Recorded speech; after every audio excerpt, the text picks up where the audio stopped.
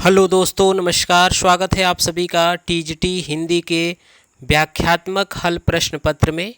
यह व्याख्यात्मक हल प्रश्न पत्र 2005 का है। इसके पहले हम लोगों ने 2002, 2003, 2004 का व्याख्यात्मक हल प्रश्न पत्र देख लिए हैं, जिसका वीडियो हमारे चैनल के प्लेलिस्ट में अपलोड है, तो आप वहां से आसानी से देख सकते हैं। चलिए शुरू करते हैं।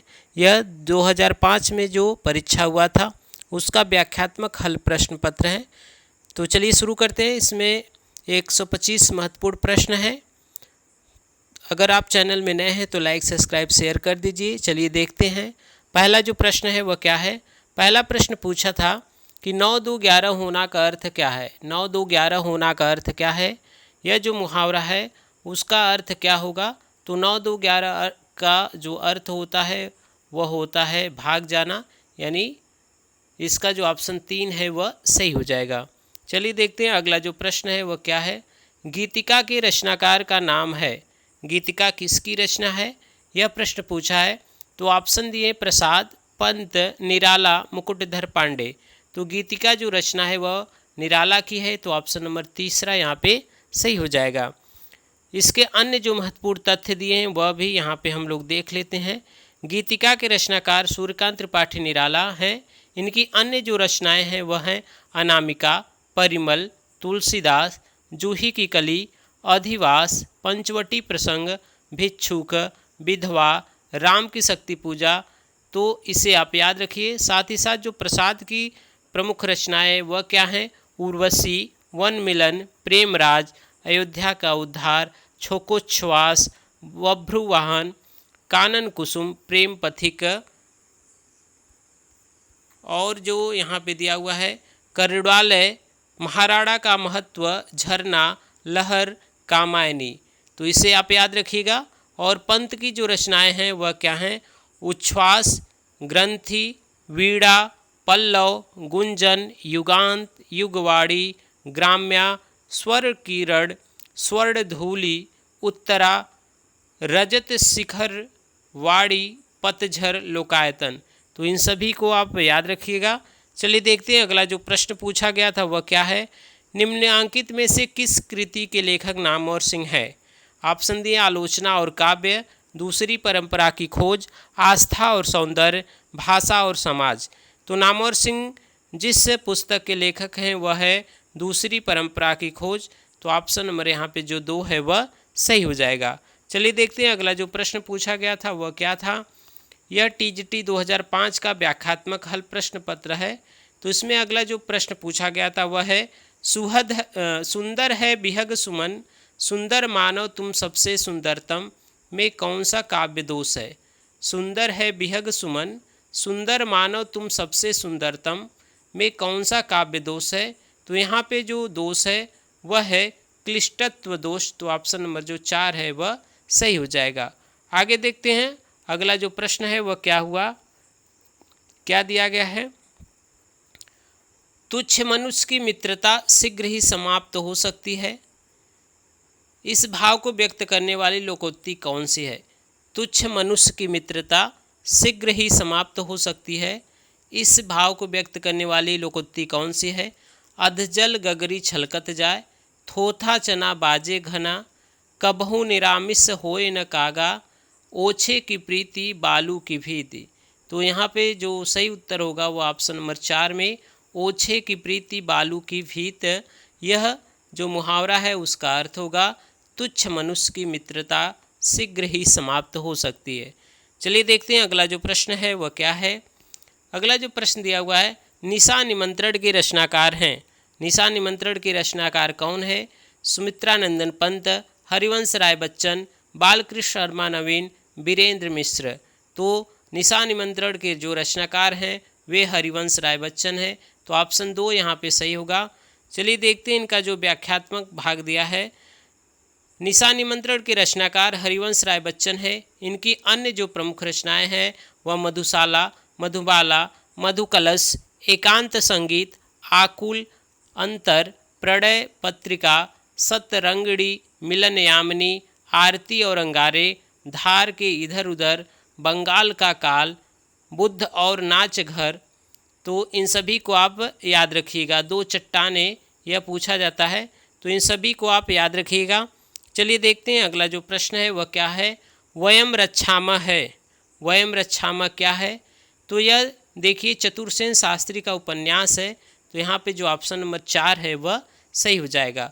और इनके अन्य उपन्यास के बारे में बात करें तो वैशाली की नगरवधु, रक्त की प्यास, मंदिर की नर्तकी, सोमनाथ, अमर सिंह, आलमगीर, सोना और खून, आत्मदाह, अपराजिता, इन सभी को आप भी याद रखिएगा। चलिए देखते हैं अगला जो प्रश्न पूछा गया था वह क्या था। प्रत्यक्ष का विलोम है, प्रत्यक्ष का विलोम क्या है? तो प्रत्यक्ष का जो विलोम होता है वह परोक्ष होता है, तो ऑप्शन यहाँ पे तीसरा सही हो जाएगा। अगला जो प्रश्न दिया है वह क्या पूछा गया था उसे देखते हैं। अगला जो प्रश्न है वह है फाड़ी नखन सौ आंतड़ी न रुधिर मवाद निकारी, लेपति अपने मुखनी पे हर्षित प्रेतगन नारी। तो यह क्या है? यह उपयुक्त पंक्ति में कौन सा स्थायी भाव है? तो देखिए यहाँ जो जुगुप्सा का भाव दिखाई दे रहा है, इस कारण से यहाँ पे जुगुप्सा स्थायी भाव है, ऑप्शन 2 सही हो जाएगा। अगला प्रश्न जो पूछा गया है वह क्या है उसे देखते हैं। अजो तरवना ही रहियो श्रुति सेवक इक रंग, इस पंक्ति में कौन सा अलंकार है? श्लेष, रूपक, उपमा, उत्प्रेक्षा। तो यहाँ पे जो अलंकार है वह श्लेष है, तो ऑप्शन 1 यहाँ पे सही हो जाएगा। आगे देखते हैं। नाट्यशास्त्र के प्रणेता हैं, नाट्यशास्त्र के प्रणेता कौन है? तो वे हैं भरत मुनि, तो ऑप्शन 2 सही हो जाएगा। अगला प्रश्न जो दिया हुआ है वह है नासिकेतोपाख्यान के लेखक कौन है? तो नासिकेतोपाख्यान के जो लेखक हैं वे हैं सदल मिश्र, तो ऑप्शन 4 सही हो जाएगा। इसका जो व्याख्या भाग दिया है उसे देख लेते हैं। सदल मिश्र बिहार के रहने वाले थे। यह फोर्ट विलियम कॉलेज में काम करते थे। इनकी प्रमुख रचना नासिकेतोपाख्यान है। साथ ही साथ जो लल्लू लाल हैं वे आगरा के रहने वाले थे और प्रेम सागर इनकी प्रमुख रचना है। मुंशी सदा सुखलाल नियाज जो हैं वे दिल्ली के रहने वाले थे और सुख सागर उनकी प्रमुख रचना है। इसके साथ ही साथ जो ईसा अल्लाह खां हैं उनकी जो प्रमुख रचना है वह रानी केत की कहानी है। तो इन सभी तथ्य को आप याद रखिएगा। चलिए देखते हैं अगला जो प्रश्न है वह क्या है। इनमें से वर्तनी की दृष्टि से शुद्ध शब्द कौन है? तो उज्ज्वल का जो 4 ऑप्शन दिया है उसमें जो शुद्ध रूप है उसे आपको बताना है, तो ऑप्शन नंबर 2 में यह शुद्ध रूप सही है, तो ऑप्शन 2 सही हो जाएगा। अगला प्रश्न देखते हैं। अरे यायावार रहेगा याद किस विधा की रचना है? जीवनी, आत्मकथा, यात्रा साहित्य, डायरी। तो अरे यायावार रहेगा याद यह अज्ञे की यात्रा साहित्य है, तो ऑप्शन नंबर तीसरा जो है वह सही हो जाएगा। साथ ही साथ उनके जो अन्य यात्रा साहित्य है वह एक बूंद सहसा उछली, बहता हुआ पानी निर्मल, बहता पानी निर्मल, तो इसे भी आप याद रखिएगा। अगला प्रश्न यहाँ पे जो दिया गया है वह क्या है। निम्नलिखित में से कौन सा रेखाचित्र महादेव वर्मा का नहीं है? अतीत के चलचित्र, स्मृति की रेखाएं, पथ के साथी, मंटो मेरा दुश्मन। तो देखिए मंटो मेरा दुश्मन जो रेखाचित्र है वह उपेंद्र नाथ अस्क का है, बाकी जो तीनों रेखाचित्र है वह महादेव वर्मा की है, तो ऑप्शन नंबर यहाँ पे जो 4 है वह सही हो जाएगा। आगे देखते हैं अगला जो प्रश्न पूछा गया है वह क्या है। सूची 1 को सूची 2 से मिलाना है, तो यहाँ पे जो सूची 1 में दिया है क्या भूलूं क्या याद करूं, यह किस विधा की रचना है? तो यह आत्मकथा है और आवारा मसीहा विष्णु प्रभाकर की जीवनी है। मेरा परिवार रेखा चित्र है और तंत्रालोक से यंत्रलोक तक यात्रा साहित्य है, तो यह सही रूप है, आप इसे याद रखिएगा, ध्यान रखिएगा। चलिए देखते हैं अगला जो प्रश्न है वह क्या है। निम्नलिखित में से कौन सी रचना महाकाव्य नहीं है? कामायनी, प्रिय प्रवास, साकेत, पल्लव। तो देखिए यहाँ जो पल्लव है वह जो रचना पंत की वह महाकाव्य नहीं है और इसकी भूमिका के कारण इसे छायावाद का मैनिफेस्टो कहा जाता है, तो इसे याद रखिएगा। चलिए देखते हैं अगला जो प्रश्न है वह क्या है। फूल नहीं रंग बोलते हैं के रचनाकार हैं। फूल नहीं रंग बोलते के रचनाकार कौन है? तो यह केदारनाथ अग्रवाल की रचना है, तो ऑप्शन 1 सही हो जाएगा। साथ ही साथ इनका जो व्याख्या भाग है उसे देख लेते हैं। इनकी जो अन्य रचना है वह है युग की गंगा, नींद के बादल, आग का आईना, समय समय पर, अपूर्वा इत्यादि। और इस अपूर्वा रचना पर उन्हें साहित्य अकादमी पुरस्कार मिला है, तो इसे याद रखिएगा। अगला जो प्रश्न है वह क्या है उसे ध्यान रखना है। निम्नलिखित में से कौन सा युग्म सही नहीं है? कौन सा युग्म सही नहीं है? भट्टलोलट उत्पत्तिवाद, शंकुक अनुमितिवाद, आचार्य मम्मट भुक्तिवाद, अभिनवगुप्त अभिव्यक्तिवाद। तो देखिए जो भुक्तिवाद है उसके प्रणेता मम्मट नहीं बल्कि भट्टनायक है, तो यह ऑप्शन नंबर जो 3 वह यहाँ पे गलत दिया है, तो यह उत्तर सही हो जाएगा। तो आप याद रखिएगा, भट्टलोलट का उत्पत्तिवाद है, शंकुक का अनुमितिवाद है, अभिनवगुप्त का अभिव्यक्तिवाद है और भट्टनायक का भुक्तिवाद है। तो इन सभी को आप याद रखिएगा। चलिए देखते हैं अगला जो प्रश्न है वह क्या है। अगला जो प्रश्न पूछा गया है वह है सूची 1 को सूची 2 से मिलाना है। इसमें दिए गए हैं कि शुद्धाद्वैतवाद के जो आचार्य हैं वह कौन है? अद्वैतवाद, विशिष्टाद्वैतवाद और द्वैतवाद।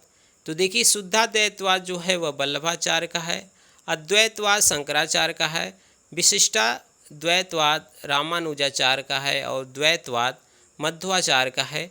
तो यह सही रूप है, आप इसे याद रखिएगा। आगे देखते हैं अगला जो प्रश्न है वह क्या है। अगला जो प्रश्न पूछा गया है वह है प्रेमाख्यान काव्य परंपरा सूफी कवियों का मुख्य दर्शन क्या है? तो इन सभी का जो सूफी कवि है उनका दर्शन जो है तसफ्फुफ है, तो इसे याद रखिएगा, ऑप्शन 1 सही हो जाएगा। आगे जो प्रश्न दिया है वह है निम्नलिखित में से कौन सा कथन असत्य है? असत्य कथन को बताना है। ऑप्शन दिए रीतिबद्ध धारा के कवियों ने लक्षण ग्रंथों की रचना की है, तो यह सही बात है, रीतिबद्ध कवि के। दूसरा दिया है रीतिबद्ध धारा के कवियों को आचार्य कवि कहा जाता है, तो यह भी सही बात है। अगला प्रश्न है बिहारी रीति सिद्ध धारा के प्रतिनिधि कवि है, तो यह भी सही है। केशव रीतिमुक्त धारा के कवि है, तो यह तथ्य गलत है, केशव रीतिबद्ध धारा के कवि हैं। अगर रीतिमुक्त कवि के बारे में बात करें तो घनानंद बोधा ठाकुर आलम है, तो इन सभी को आप ध्यान रखिएगा। आगे देखते हैं अगला जो प्रश्न है वह क्या है। हिंदी का प्रथम जो पत्र है उतंद मार्तंड, वह कहाँ से प्रकाशित होता था और वह कैसा पत्र था? तो कलकत्ता से प्रकाशित होने वाला यह जो पत्र था वह साप्ताहिक पत्रिका थी, तो ऑप्शन दूसरा यहाँ पे सही हो जाएगा। यह 1826 में प्रकाशित हुआ था, तो इसे याद रखिएगा। आगे देखते हैं अगला जो प्रश्न है वह क्या है। निराला की कविता राम की शक्ति पूजा पर किस रचना का सर्वाधिक प्रभाव है? निराला की कविता राम की शक्ति पूजा पर किस रचना का सर्वाधिक प्रभाव है? रामचरितमानस, वाल्मीकि रामायण, साकेत, कृत्तिवास रामायण। तो यहाँ पे जो कृत्तिवास रामायण है उसका प्रभाव सबसे ज़्यादा है, तो ऑप्शन 4 यहाँ पे सही हो जाएगा। आगे बढ़ते हैं, देखते हैं अगला जो प्रश्न है वह क्या है। अगला जो प्रश्न पूछा है निम्नलिखित में से कौन सा कवि दूसरा सप्तक में सम्मिलित नहीं है? भवानी प्रसाद मिश्र, शकुंत माथुर, शमशेर बहादुर सिंह, मुक्तिबोध। तो यहाँ पे शकुंतला माथुर होना चाहिए, तो इसमें जो सम्मिलित नहीं है वो मुक्तिबोध है। मुक्तिबोध तार सप्तक के कवि हैं, दूसरे सप्तक में नहीं आते हैं, तो ऑप्शन 4 यहाँ पे सही हो जाएगा। आगे देखते हैं अगला जो प्रश्न है वह कौन सा है। निम्नांकित में से कौन सा काव्य ग्रंथ नहीं है? वैदेही वनवास, पथिक, रसज्ञ रंजन, भारत भारती। तो देखिए जो रसज्ञ रंजन है वह महावीर प्रसाद द्विवेदी का निबंध है, तो यह काव्य नहीं है, इसलिए यहाँ पे ऑप्शन तीसरा जो है वह सही हो जाएगा। आगे बढ़ते हैं, अगला जो प्रश्न है निम्नांकित में से किस पत्रिका के संपादक भारतेंदु हरिश्चंद्र थे? भारतेंदु हरिश्चंद्र के संपादक किस पत्र के थे? तो वे कवि वचन सुधा के थे, तो ऑप्शन दूसरा यहाँ पे सही हो जाएगा। अगला प्रश्न जो दिया है उसे देखते हैं। अगला प्रश्न है जय मयंक जस चंद्रिका के रचयिता कौन है? जय मयंक जस चंद्रिका के जो रचयिता कवि हैं वह मधुकर कवि हैं, तो इसे याद रखिएगा। अगला जो प्रश्न दिया है वह क्या है उसे याद रखिएगा। अगला जो प्रश्न है संतन को कहाँ सीकरी सो काम, यह कथन किसका है? संतन को कहाँ सीकरी सो काम, यह जो रचय है वह पंक्ति किसका है, तो यह कुंभन दास का है। तो ऑप्शन नंबर 3 यहाँ पे सही हो जाएगा। चलिए देखते हैं अगला जो प्रश्न है वह क्या है। अगला जो प्रश्न है, गोस्वामी तुलसीदास ने रामचरितमानस की रचना कब की थी, किस संवत में की थी, तो 1631 संवत में रामचरितमानस की रचना किया गया था तुलसीदास द्वारा, और यह अवधी भाषा में रचित है, तो इसे आप याद रखिएगा। अगला जो प्रश्न है वह क्या है उसे देखते हैं। आचार्य रामचंद्र शुक्ल ने रीतिकाल का प्रवर्तक आचार्य किसे माना है, आचार्य केशवदास को, मतीराम को, चिंतामणि को, बिहारी को। तो रामचंद्र शुक्ल ने रीतिकाल का प्रवर्तक आचार्य चिंतामणि को माना है, तो ऑप्शन तीसरा यहाँ पे सही हो जाएगा। आगे बढ़ते हैं, अगला प्रश्न देखते हैं। निम्नलिखित शब्दों में से पुल्लिंग शब्द का चयन करना है। यहाँ पे जो दिया हुआ है ऑप्शन वह क्या है, सूची पत्र, किताब, गंगा, संसद। तो यहाँ पे जो पुल्लिंग शब्द है वह है सूची पत्र, तो ऑप्शन 1 सही हो जाएगा। अगला जो प्रश्न दिया हुआ है, सुधन आगतम में कौन सी संधि होगी, तो सुधन आगतम में स्वागतम हो जाएगा, यह यड़ संधि है, तो यहाँ पे जो ऑप्शन नंबर 4 है वह क्या हो जाएगा, सही हो जाएगा। इसका सूत्र होता है इको यड़ची, यानी इक के बाद कोई भी भिन्न स्वर आता है तो उसका परिवर्तन यह व ल में हो जाता है, तो यह यड़ संधि का उदाहरण है, ध्यान दीजिएगा। चलिए देखते हैं अगला जो प्रश्न है वह क्या है। जय पराजय में कौन सा समास है, जय पराजय में कौन सा समास है, तो यह द्वंद्व समास का उदाहरण है, तो ऑप्शन तीसरा यहाँ पे सही हो जाएगा। आगे बढ़ते हैं, देखते हैं अगला जो प्रश्न है वह क्या है। अगला जो प्रश्न दिया हुआ है वह है कि निम्नलिखित में जो शुद्ध शब्द है उसका चयन करना है। यहाँ पे कवित्री का जो 4 ऑप्शन दिया है उसमें शुद्ध जो रूप है वह क्या है, तो ऑप्शन 2 नंबर सही हो जाएगा। चलिए देखते हैं अगला जो प्रश्न है वह क्या है। निम्नलिखित में से सही वाक्य चुनिए। यहाँ पे दिए हैं ऑप्शन, श्री कृष्ण के अनेकों नाम हैं, आपका पत्र स धन्यवाद मिला, श्री कृष्ण के अनेक नाम हैं, बंदूक एक बहुत ही उपयोगी शस्त्र है। तो यहाँ पे जो सही वाक्य है श्री कृष्ण के अनेक नाम है, तो ऑप्शन नंबर यहाँ पे तीसरा सही हो जाएगा। देखिए अनेकों नहीं होता है और स धन्यवाद नहीं होता है और बंदूक एक शस्त्र नहीं अस्त्र है, तो याद रखिएगा। चलिए देखते हैं अगला जो प्रश्न है वह क्या है। अंधे की लकड़ी से तात्पर्य है, तो अंधे की लकड़ी क्या जो मुहावरा है उसका अर्थ होता है एक ही सहारा, तो ऑप्शन नंबर 4 यहाँ पे सही हो जाएगा। आगे बढ़ते हैं, देखते हैं अगला जो प्रश्न है वह क्या है। निम्नलिखित में से लोकोक्ति को चुनना है, कौन सा लोकोक्ति है। अंक भरना, आस्तीन का सांप, कहाँ राजा भोज कहाँ गंगूतेली, तूती बोलना। तो देखिए यहाँ पे कहाँ राजा भोज कहाँ गंगूतेली यह लोकोक्ति है, तो ऑप्शन जो तीसरा है वह सही हो जाएगा, तो ऑप्शन तीसरा ये सही हो जाएगा। आगे देखते हैं अगला जो प्रश्न है वह क्या है। अगला प्रश्न दिया हुआ है, निम्नलिखित में से किस उपन्यास का कथानक भारत पाकिस्तान विभाजन पर आधारित नहीं है। झूठा सच, तमस, आधा घाव, कर्मभूमि। तो देखिए जो कर्मभूमि है वह प्रेमचंद का उपन्यास है, यह विभाजन पे आधारित नहीं है। बाकी जो तीनों रचनाएं हैं वह विभाजन पे आधारित है, तो ऑप्शन नंबर यहाँ पे जो 4 है वह सही हो जाएगा। चलिए देखते हैं अगला जो प्रश्न है। आचार्य रामचंद्र शुक्ल द्वारा लिखित 11 वर्ष का समय किस विधा की रचना है। तो 11 वर्ष का समय यह इनकी कहानी है, तो ऑप्शन 1 यहाँ पे सही हो जाएगा। चलिए देखते हैं अगला जो प्रश्न है वह क्या है। अगला प्रश्न दिया हुआ है, यशपाल की आत्मकथा है। यशपाल की आत्मकथा कौन है। तो सिंहावलोकन इनकी आत्मकथा है, तो ध्यान रखिएगा। अगला जो प्रश्न है उसको देखते हैं। अगला प्रश्न दिया हुआ है, रीतिकाल की विशेषताओं के संदर्भ में निम्नलिखित एक विशेषता गलत है, उस विशेषता का चयन करना है। रीतिकाल में अलंकरण की प्रधानता है, सही है। रीतिकाल की प्रमुख भाषा ब्रज है, यह भी सही है। रीतिकाल में प्रकृति का आलंबन रूप में वर्णन हुआ है, यह गलत है, तो ऑप्शन नंबर जो तीसरा है वह सही हो जाएगा। और रीतिकाल में लक्षण ग्रंथ की प्रमुखता है, तो यह भी सही बात है। चलिए देखते हैं अगला जो प्रश्न है वह क्या है। सैयद इब्राहिम का कवि का नाम है। सैयद इब्राहिम किसका पूरा नाम है। तो सैयद इब्राहिम रसखान का पूरा नाम था, तो ऑप्शन तीसरा यहाँ पे सही हो जाएगा। इनकी जो रचनाएं वह है सुजान रसखान, प्रेम वाटिका, दान लीला और अष्टयाम। तो याद रखिएगा इन सभी को। चलिए देखते हैं अगला जो प्रश्न है, यह टीजीटी 2005 का व्याख्यात्मक हल प्रश्न पत्र है। अगर आप हमारे चैनल में नए हैं तो लाइक सब्सक्राइब शेयर जरूर करिएगा। चलिए देखते हैं अगला जो प्रश्न है, लोग है लागी कवित्त बनावत, मोही तो मेरे कवित्त बनावत। यह काव्य पंक्ति के रचयिता कौन है? तो यह घनानंद द्वारा कहा गया है कि लोग है लागी कवित्त बनावत, मोही तो मेरे कवित्त बनावत। यह घनानंद की पंक्ति है, तो ऑप्शन 3 यहाँ पे जो है वह सही हो जाएगा। चलिए देखते हैं अगला जो प्रश्न है वह क्या है, जूही की कली कविता को किस संपादक ने अपने पत्र में बिना प्रकाशित किए वापस कर दिया था? जूही की कली पत्रिका को किस संपादक ने बिना प्रकाशित किए हुए अपने पत्रिका से वापस कर दिया था? तो वे महावीर प्रसाद द्विवेदी हैं। इस पर अश्लीलता का आरोप लगाकर इसको अपने पत्र में, यानी अपने जो पत्र है वह उसमें नहीं छापे थे। आगे देखते हैं अगला जो प्रश्न है वह क्या है, चौथा सप्तक में संकलित कवयित्री हैं? तो सुमन राजे हैं, याद रखिएगा।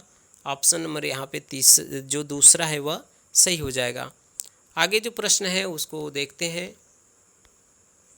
अगला जो प्रश्न पूछा है वह है कि कलकत्ता में स्थापित फोर्ट विलियम कॉलेज के संस्थापक कौन थे? तो कलकत्ता में जो स्थापित फोर्ट विलियम कॉलेज है उसके जो संस्थापक थे जॉन गिलक्राइस्ट। यह 1800 ईस्वी में स्थापित हुआ था, तो इसे याद रखिएगा।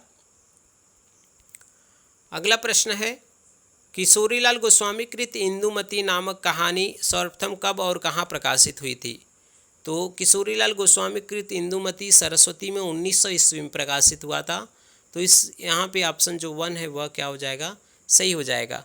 तो याद रखिएगा, रामचंद्र शुक्ल ने इसे हिंदी का प्रथम कहानी भी माना है, तो इस तथ्य को भी आप याद रखिएगा। चलिए देखते हैं अगला जो प्रश्न है वह क्या है, भारवी द्वारा रचित किरातार्जुनीयम का प्रधान रस क्या है?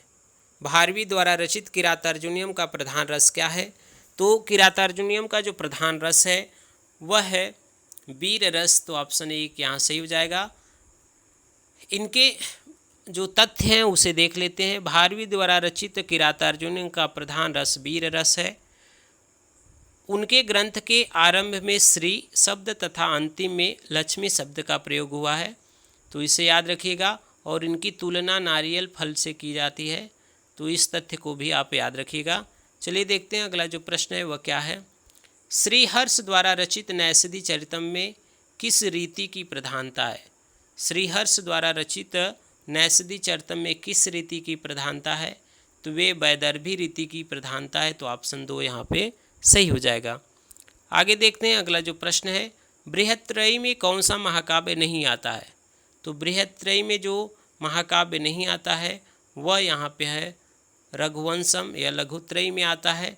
तो देखिए, संस्कृत के कवियों से संबंधित महत्वपूर्ण वीडियो मेरे चैनल पे उपलब्ध है, जिसमें कालिदास, भास, भवभूति, दंडी, भारवी आदि का विश्लेषणात्मक वर्णन किया गया है, तो आप उसे देख ले सकते हैं प्लेलिस्ट से।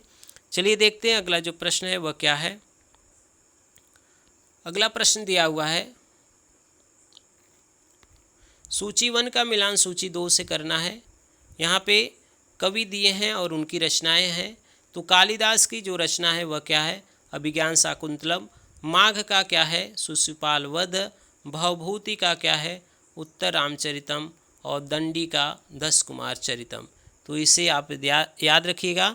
चलिए देखते हैं अगला जो प्रश्न है वह क्या है। अगला प्रश्न पूछा गया है, उज्ज्वल शब्द का सही संधि विच्छेद क्या है? तो उज्ज्वल शब्द का जो सही संधि विच्छेद है उत धन ज्वल। तो ऑप्शन नंबर यहाँ पे तीसरा सही हो जाएगा। आगे बढ़ते हैं, अगला जो प्रश्न है, पंचवटी शब्द में प्रयुक्त समास का नाम बताइए। तो पंचवटी शब्द में जो समास है वह है द्विगु समास। तो ऑप्शन 1 सही हो जाएगा। अगला प्रश्न है, सूची 1 को सूची 2 से मिलाना है।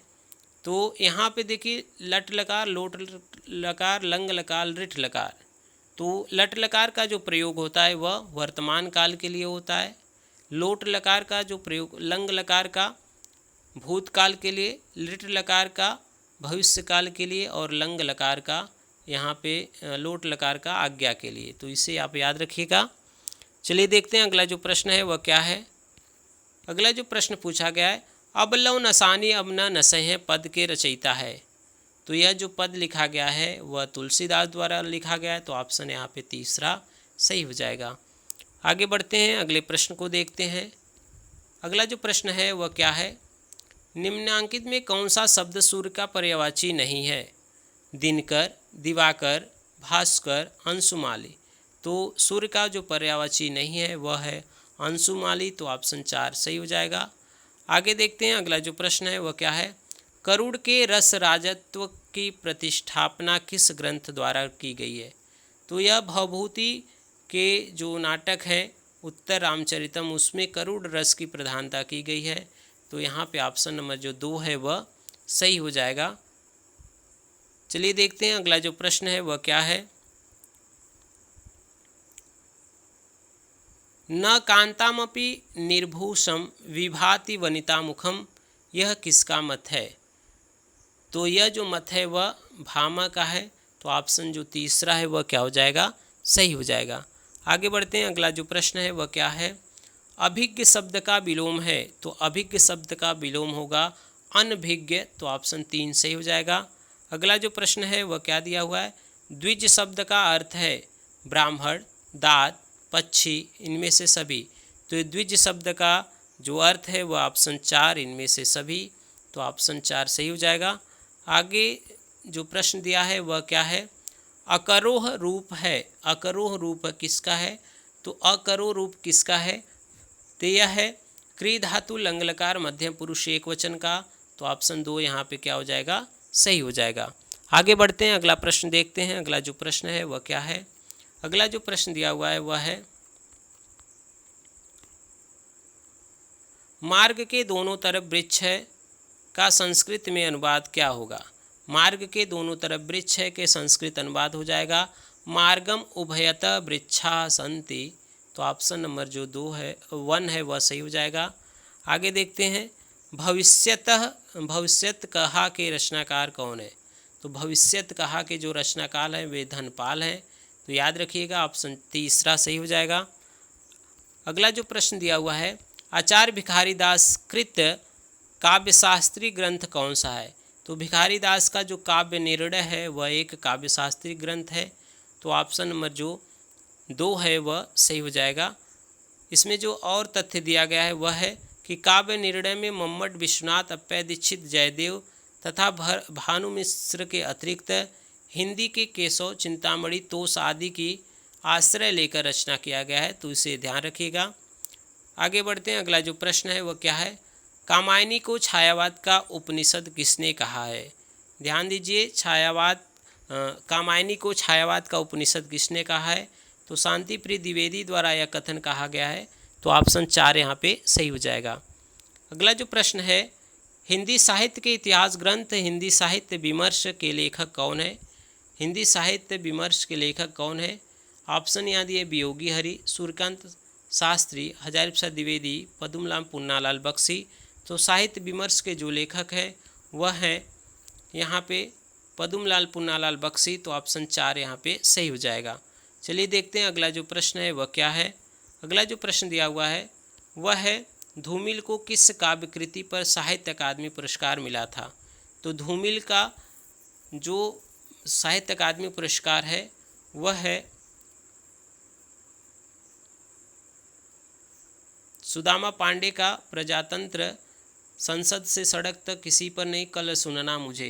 तो साहित्य अकादमी पुरस्कार जो मिला है वह मिला है सुदामा पांडे का प्रजातंत्र, तो ऑप्शन 2 सही हो जाएगा।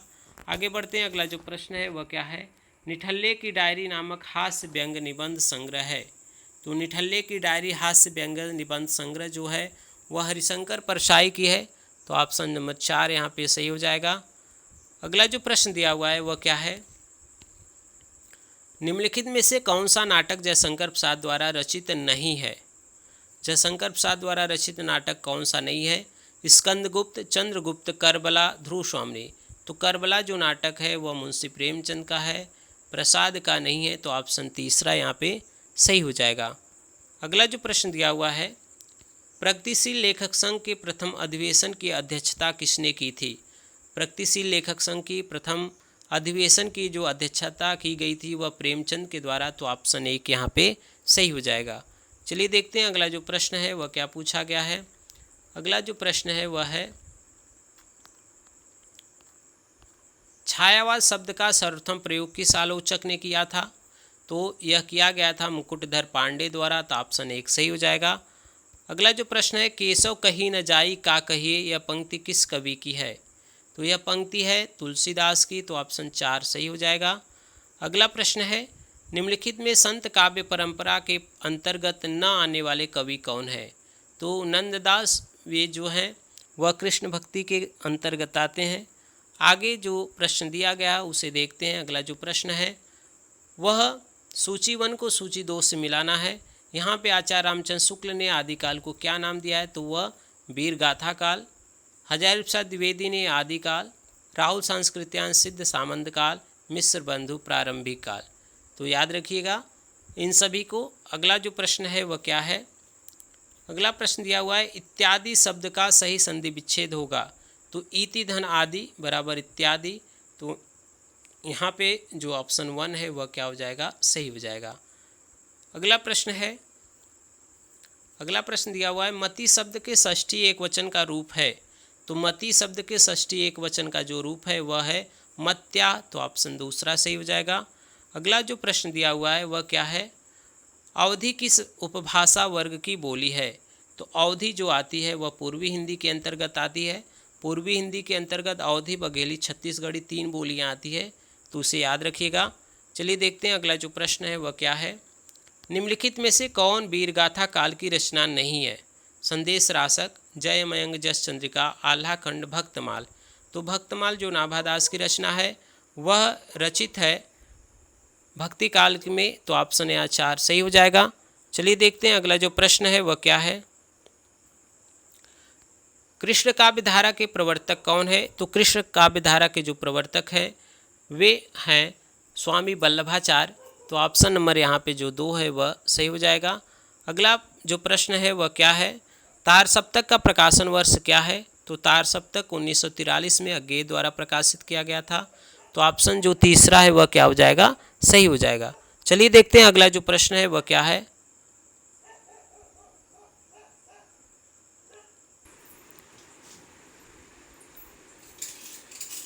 इस वीडियो में केवल इतने ही प्रश्नों पर परिचर्चा किया जा रहा है, बाकी जितने बचे प्रश्न हैं उसकी परिचर्चा अगले वीडियो में किया जाएगा।